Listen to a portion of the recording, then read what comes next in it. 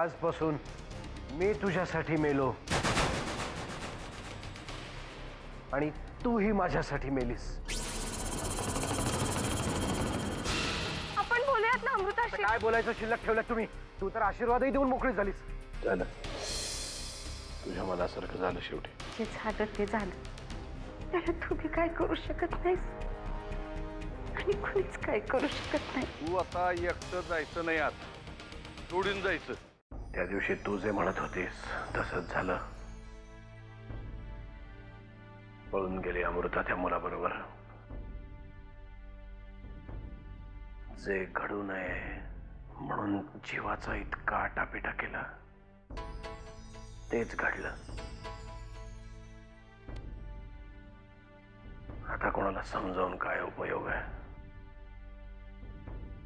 ना त्याने परिस्थितीत काही फरक पडणार आहे ना सत्य बदलणार आहे. बरोबर आहे तुमचं. आता परिस्थिती बदलणं शक्य नाही. गरज आहे तुमची मनस्थिती बदलण्याची.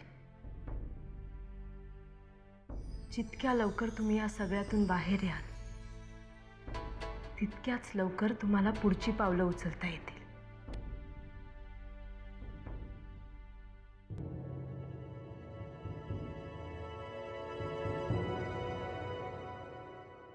तोपर्यंत छातीवर झालेले वार झेलत बसायचं. दुसरं काय? वार झाल्यावर दुखतंय म्हणून मरणाची भीक मागणारे आणि वार झाल्यावर पलटून वार करणारे अशी दोन प्रकारची माणसं असतात या जगात. मला वाटलं होतं तुम्ही दुसऱ्या कॅटेगरीत पडता. शत्रूने वार केला तर तो अभिमानाने झेलता येतो. पण जेव्हा आपलीच माणसं वार करतात तेव्हा काळजाचे तुकडे तुकडे होतात.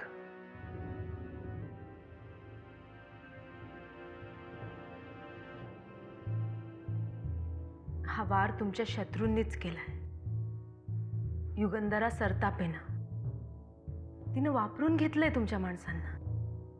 त्यांच्या बुद्धीची झेप तेवढी नाही म्हणून वापरली गेली तुमची माणसं. चूक तुमच्या माणसांची नाही.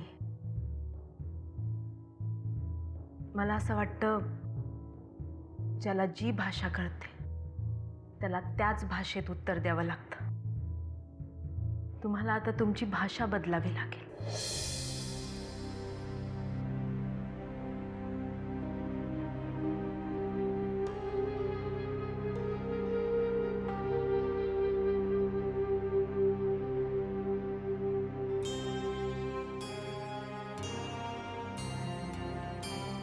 ज्याला जी भाषा कळते त्याला त्याच भाषेत उत्तर द्यावं लागतं. तुम्हाला आता तुमची भाषा बदलावी लागेल.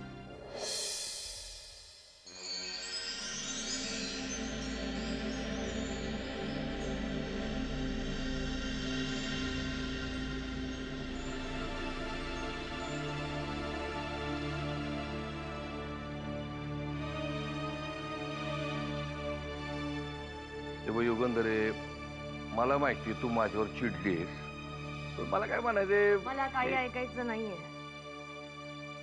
फक्त माझ्या प्रश्नाचं उत्तर दे. आर्यन कुठे? आर्यन बाबा, मला माहिती आहे ना तुम्ही दोघं एकत्र होतात. आर्यन कुठे? आता तुला उत्तरच हवं असेल तर ऐक. मी तुला आधीच सांगितले, आर्यन बाबानं नरसिंहाच्या पोरीशी लगीन केलंय. अगं युगंधरे, या लेकरांना जो काही निर्णय घेतलाय त्यांना आत बोलव. तू डोकं तापून घेऊ नको. जाना त्यांना आत बोलव.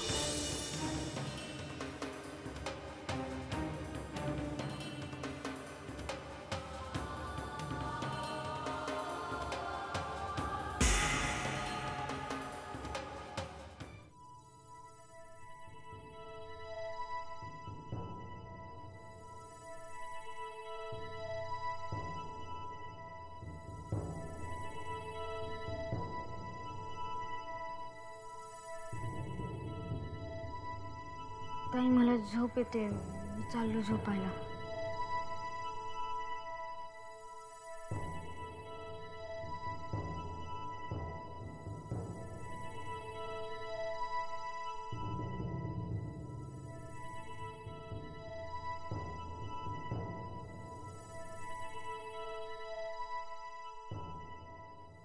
तुम्ही झोपला नाहीत अजून?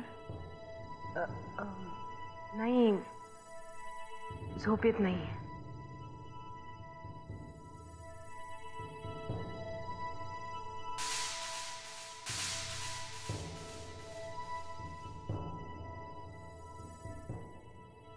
जानकी,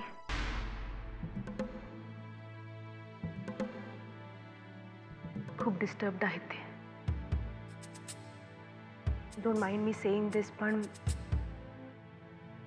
तू हे करायला नको होतस. मी काय केलं? जानकी, मला माहिती आहे वयाने अजून तू लहान आहेस, पण तुला एवढं तरी माहित होतं ना की युगंधरा सरतापे कशी आहे ते.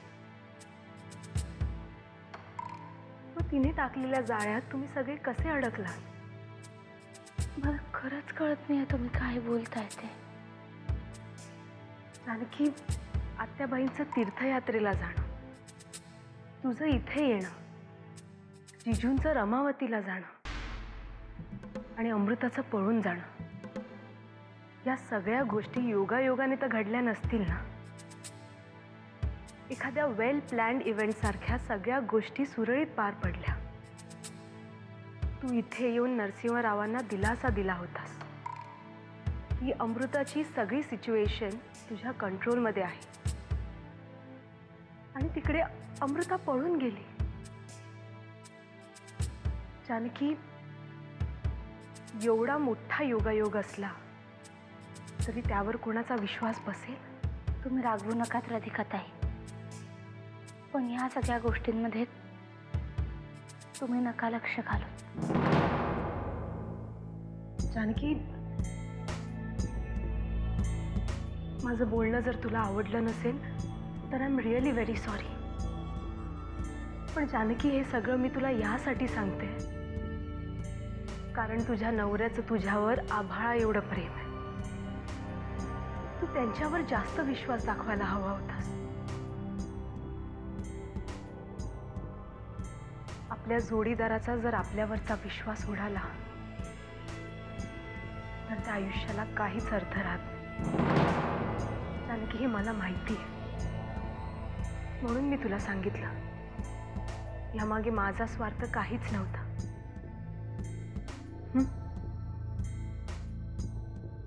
Good night.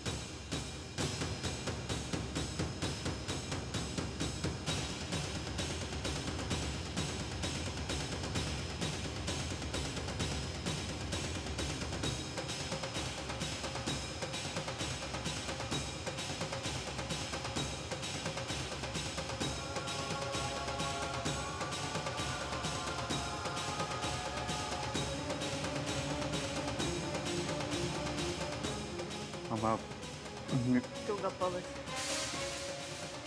तुझ्याशी मी नंतर बोलेन.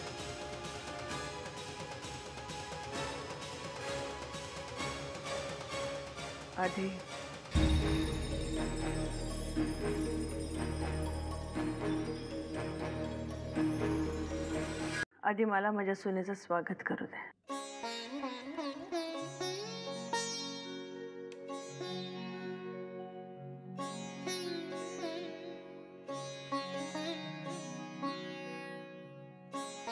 आमच्या घरात सवाष्ण नाही, पण या सगळ्या गोष्टी मी नाही मानत. त्यामुळे माझ्या सुनेचं औक्षण मीच करणार.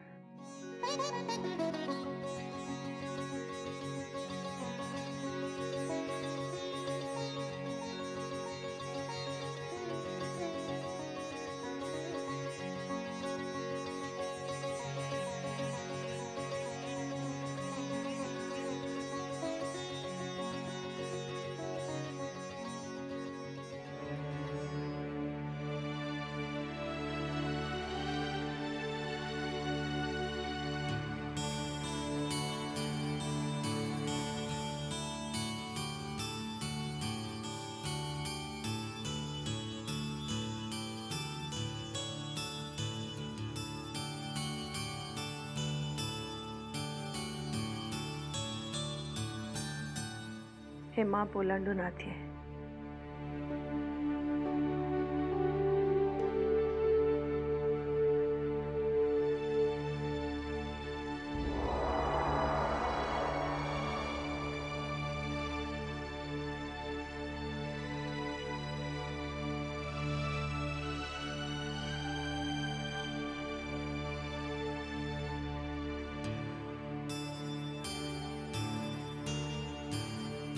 वामनराव,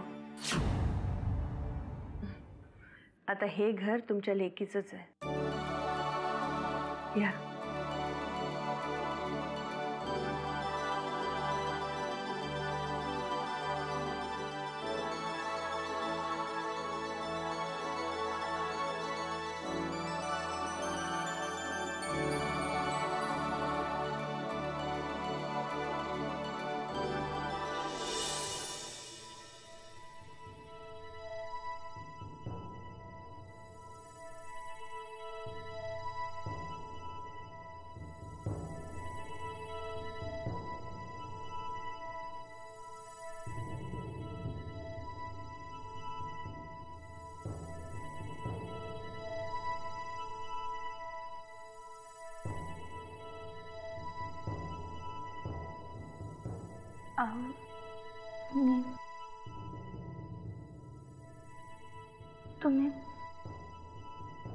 तुम्ही माझ्याशी का असे वागताय?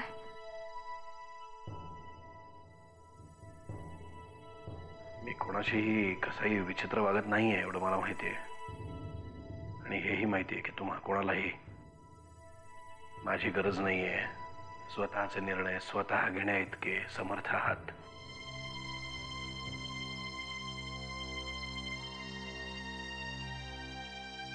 तुमचा काहीतरी गैरसमज झालाय. जे घडलं ते कोणालाच व्हायला नको होतं. तुम्ही माझ्यावर विश्वास ठेवा. काय झालं? कशाबद्दल बोलतेस तू?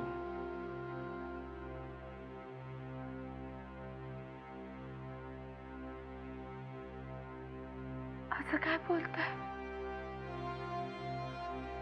आपल्या अमृताबद्दल बोलतेय मी.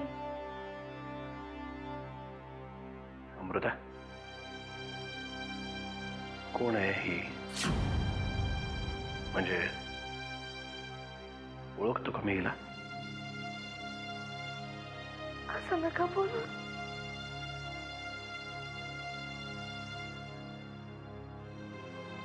जे काही घडलं ते कोणालाच घडायला नको होतं. हे बघ जानकी, तू ज्या मुलीबद्दल बोलतेस मी तिला ओळखत नाही. आणि माझी जी मुलगी होती ती आता नाही आहे या जगात. त्यामुळे काहीतरी वायफळ बोलून माझा वेळ वाया घालवू नकोस. निघ इथून.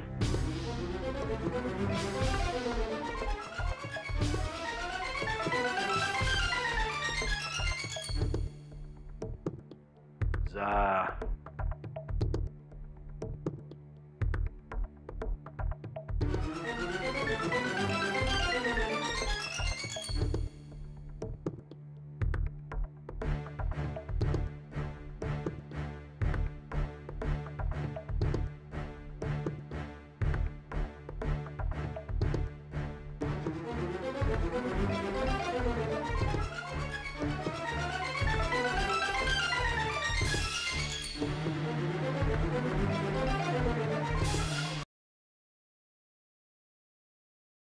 चला मी निघतो आता. बराच उशीर झालाय. अजून थोडा वेळ थांबला असतात तर म्हणजे मला फारसा आग्रह करता येत नाही. नाही थँक्स, पण जायला हवं. अमृताला सोडायला आलो होतो. आता घरची परिस्थिती काय तेही पाहायला हवं. खरं तर ह्या सगळ्या प्रकारावर तुमची रिॲक्शन काय असेल म्हणून अमृताबरोबर आलो होतो. तुम्ही माझी काळजी मिटवलीत. आर्यन आणि अमृता असं काहीतरी करतील याची थोडीफार कल्पना होती मला, पण हे सगळं इतक्या लवकर होईल असं वाटलं नव्हतं. मुलांचा निर्णय. आपण काय करणार ते आता? युगंधराबाई, एक विनंती आहे. तुमच्या आणि दादाच्या भांडणाची झळ माझ्या अमृताला लागू देऊ नका. तिचा काहीच संबंध नाही या सगळ्याशी. हे सांगण्यासाठी तुम्हाला हात जोडायची गरज नाहीये वामनराव. माझ्या आणि नरसिंहामध्ये जे काही वैर आहे ते आमच्या दोघांमध्ये कोणतरी एक गेल्यानंतरच संपेल. पण मी या प्रकरणात अमृताला ओढणार नाही, खात्री बाळगा. कारण अमृता माझ्यासाठी नर्मदेची मुलगी आहे आणि नर्मदा मला बहिणीसारखी होती. तिच्याच इच्छाशक्तीमुळे आणि तिच्या पुण्यामुळे आज अमृता माझ्या घरात माझी सून म्हणून आली आहे. हे देवाचं देण आहे. तिला ह्याची झळ लागू देणार नाही मी. तुम्ही निश्चिंत राहा. थँक्यू. Thank you very much. निघतो मी.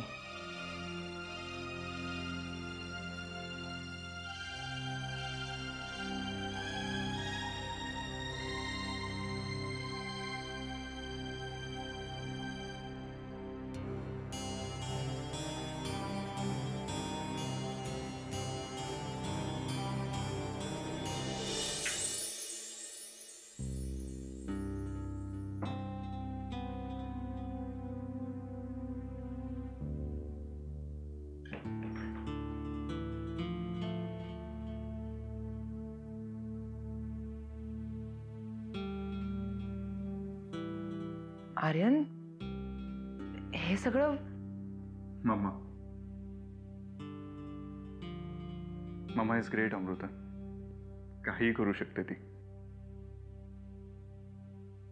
आर्यन,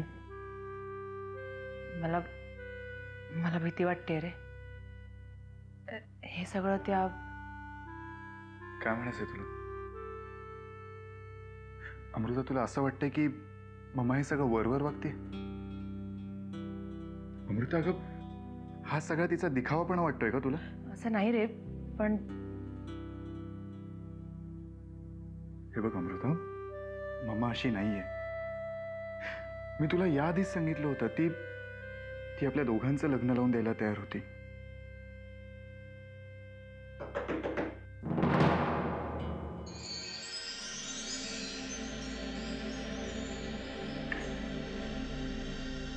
आर्यन बाबा, तुम्हाला मॅडमनी बोलवलंय.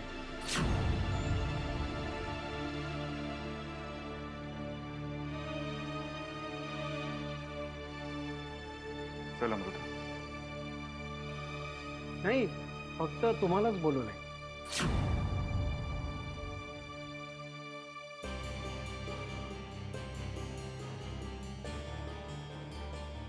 ठीक आहे.